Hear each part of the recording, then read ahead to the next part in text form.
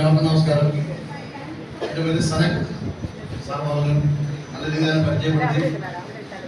ഞാൻ സനൻ പട്ടിയൂർക്കാവാണ്. ഞാൻ ഈ ദൈവസ്പർശമുള്ള ഈ പ്രോജക്റ്റ് ഏറ്റെടുത്തിട്ട് നാളുകളാകുന്നു.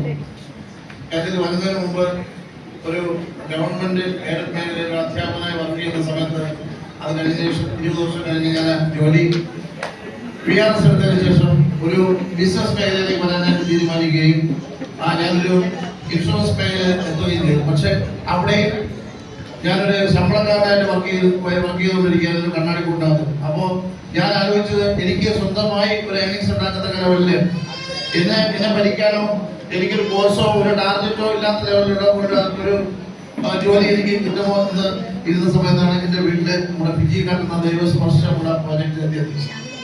അപ്പോൾ പാർട്ട് ടൈമായിട്ട് ഞാൻ ഏറ്റെടുത്തു.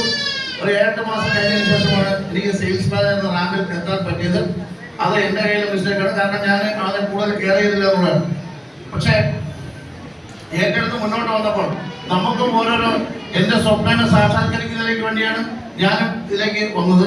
നമുക്കും ഓരോരോ സ്വപ്നങ്ങളുണ്ടല്ലേ. ഇരിക്കുന്ന ഓരോ വ്യക്തികൾക്കും ഓരോരോ സ്വപ്നങ്ങളുണ്ട്.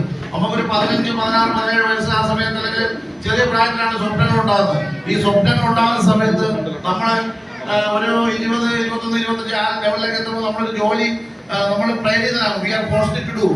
ഒരു ജോലിയിൽ നമ്മൾ എത്തുകയും പിന്നെ നമ്മൾ ഏത് ലെവലിലാണ് ജീവിച്ചത് ആ ലെവലിൽ മുന്നോട്ട് പോവുകയും ചെയ്യുമ്പോൾ നമുക്ക് മനസ്സിലാവും നമ്മുടെ സ്വപ്നങ്ങളൊന്നും നമുക്ക് സാക്ഷാത്കരിക്കാൻ പറ്റില്ല എന്ന് മനസ്സിലാവും. അപ്പോൾ നമ്മുടെ സ്വപ്നങ്ങളെല്ലാം താഴോട്ട് പോകും. പക്ഷേ ഈ സമയം നമ്മൾ ചെയ്യേണ്ടത് ഇത് ഈ മേഖല നമ്മുടെ ഇപ്പൊ വിദ്യാഭ്യാസ മേഖല എടുത്ത് ഏത് മേഖല എടുത്താലും നമുക്ക് ഒരു ബിസിനസ്സുകാരനാകത്തക്ക ലെവലിലുള്ള ഒരു ഇതല്ല നമ്മുടെ കേരളത്തിൽ അല്ലെങ്കിൽ ഇന്ത്യയിൽ കിട്ടുന്ന ഒരു സംഭവത്തുള്ളത്.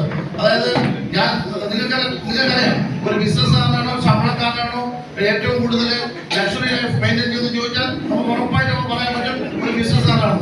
അപ്പോൾ ഒരു ബിസിനസ്സുകാരൻ ആയി കഴിഞ്ഞാൽ നമുക്ക് നമ്മുടെ സ്വപ്നങ്ങൾ സാക്ഷാത്കരിക്കാം എന്നുള്ള മോഹമാണ് എന്നെ വിജി കടന്ന ദൈവസ്പർശമുള്ള പ്രോജക്റ്റ് കൊണ്ട് എത്തിച്ചത്. അപ്പോൾ ഞാനിപ്പോ സമയം ദീർഘിപ്പിക്കുന്ന സാറേ നമ്മളിപ്പോ ഞാൻ ഇപ്പോൾ ഇതിൽ 4ാമത്തെ റാങ്കിൽ 5ാമത്തെ റാങ്കിലേക്ക് പോയിക്കൊണ്ടിരിക്കുകയാണ്. അപ്പോൾ എനിക്ക് നിങ്ങളോട് ഒന്നേ പറയാനുള്ളൂ, നമ്മുടെ ചിന്തകൾ, നമ്മുടെ ആറ്റിറ്റ്യൂഡ്, നമ്മുടെ എന്തെങ്കിലും നെഗറ്റീവായിട്ടുള്ള ആറ്റിറ്റ്യൂഡ് ഉണ്ടെങ്കിൽ മാറ്റുക. നമ്മുടെ ചിന്തകളാണ് നമ്മുടെ വാക്കുകൾ, ഈ വാക്കുകളാണ് നമ്മുടെ ശീലങ്ങൾ, ആ ശീലങ്ങളാണ് നമ്മുടെ പ്രവൃത്തികൾ.